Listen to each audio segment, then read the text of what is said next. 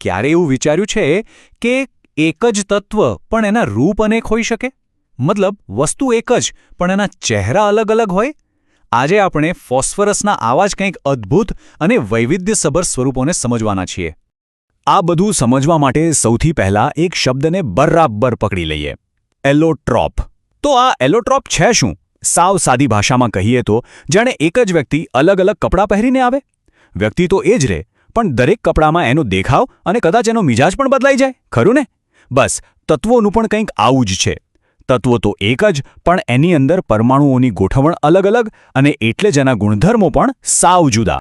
ચાલો એક નજર નાખી લઈએ કે આજની આપણી સફરમાં શું શું જોવાના છીએ. સૌથી પહેલાં આપણે ફોસ્ફરસ સાથે ઓળખાણ કરીશું, પછી એના 3 મુખ્ય અવતાર સફેદ, લાલ અને કાળો ફોસ્ફરસ એમને જાણીશું, અને છેલ્લે આ ત્રણેયને બાજુમાં રાખીને સરખાવીશું, જેથી બધું જ એકદમ સ્પષ્ટ થઈ જાય. તો ચાલો શરૂ કરીએ આપણા આજના હીરો એટલે કે ફોસ્ફરસ તત્વથી. એના અલગ અલગ રૂપોમાં ઊંઘા ઉતરતા પહેલા એને તો જાણી લઈએ. તો આ ફોસ્ફરસ છે શું? એ છે ગ્રુપ 15નું તત્વ. એનો પરમાણુ ક્રમાંક છે 15 અને પરમાણુ દળ છે લગભગ 31.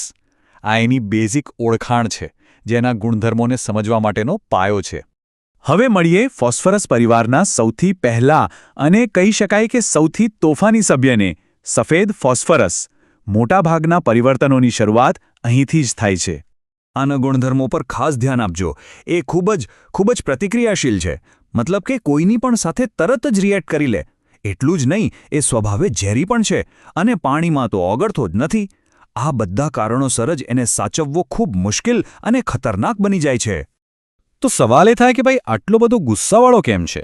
આટલો રિએક્ટિવ કેમ? તો એનો જવાબ છે એના સ્ટ્રક્ચરમાં, એના બંધારણમાં. એમાં 4 ફોસ્ફરસ પરમાણુઓ જોડાઈને એક ખાસ આકાર બનાવે છે, જેને ટેટ્રાહેડ્રોન કહેવાય.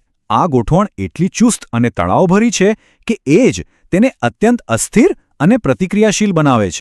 હવે અહીંયા એક મસ્ત સવાલ થાય: જો આટલા અસ્થિર અને તોફાની સ્વરૂપને આપણે સાચવીને કંટ્રોલમાં ગરમ કરીએ તો શું થાય? આ જ સવાલ આપણને ફોસ્ફરસના બીજા સ્વરૂપ તરફ લઈ જાય છે.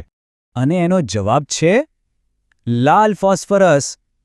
અહીં આપણે સફેદ ફોસ્ફરસના ખતરનાક સ્વભાવને શાંત પાડીને એક વધુ સ્થિર અને સુરક્ષિત રૂપ મેળવીએ છીએ. તો આ બદલાવ થાય છે કેવી રીતે? પ્રોસેસ એકદમ સિમ્પલ છે. સફેદ ફોસ્ફરસ લો, એને એક નિષ્ક્રિય વાતાવરણમાં ગરમ કરો, એટલે કે એવી જગ્યાએ જ્યાં હવા કે બીજું કંઈ એને હેરાન ન કરે. અને જાદુ ત્યારે થાય છે જ્યારે એ એક ખાસ તાપમાન પર પહોંચે છે, અને પરિણામ આપણને મળે છે લાલ ફોસ્ફરસ. અને એ ખાસ જાદુઈ તાપમાન કયું છે? 573 કેલ્વિન. આ નંબર બરાબર મગજમાં ફિટ કરી દેજો, પરીક્ષા માટે તો ખાસમાં ખાસ. આવા ચોક્કસ આંકડાઓ પરથી જ ઘણા સવાલો પૂછાય છે. હવે જુઓ, ગુણધર્મોમાં જમીન આસમાનનો ફેર. લાલ ફોસ્ફરસ સફેદ ફોસ્ફરસ કરતાં ઘણો ઓછો રિએક્ટિવ છે. એ ગંધહીન છે અને બિનઝેરી પણ.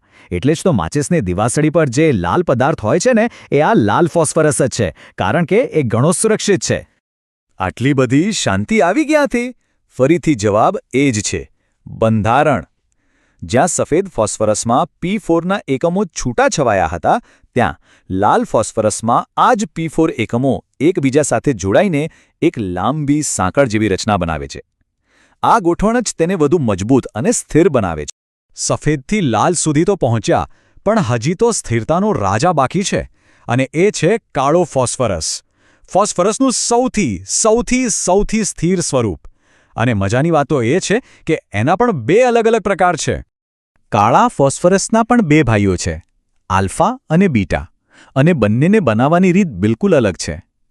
આલ્ફા બ્લેક ફોસ્ફરસ બનાવવા માટે લાલ ફોસ્ફરસને 803 કેલ્વિન પર ગરમ કરવું પડે છે, જ્યારે બીટા બ્લેક ફોસ્ફરસ માટે સફેદ ફોસ્ફરસને 473 કેલ્વિન તાપમાન તો જોઈએ જ, પણ સાથે ખૂબ જ ઊંચું દબાણ પણ આપવું પડે છે.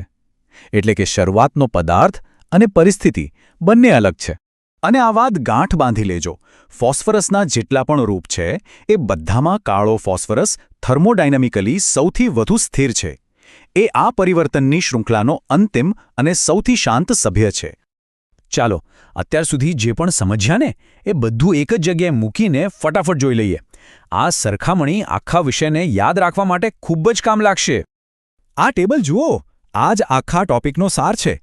એક બાજુ છે સફેદ ફોસ્ફરસ, એકદમ હાઈ રિએક્ટિવ, ઝેરી, ખતરનાક. બીજી બાજુ છે લાલ ફોસ્ફરસ, ઘણો શાંત અને સુરક્ષિત. અને છેલ્લે કાળો ફોસ્ફરસ, જાણે કોઈ મહાત્મા હોય, એકદમ સ્થિર. આ જ તફાવત તેમને એકબીજાથી સાવ અલગ પાડે છે. એટલે આખી વાતનો નિચોડ શું નીકળ્યો કે એક રૂપમાંથી બીજા રૂપમાં જવાની જે શરતો છે, એટલે કે તાપમાન અને દબાણ, એને સમજવું એ જ આખી ગેમ છે. આ શરતો જ નક્કી કરે છે કે ફોસ્ફરસ કયો ચહેરો બતાવશે. જતા જતા એક વાત વિચારવા જેવી છે.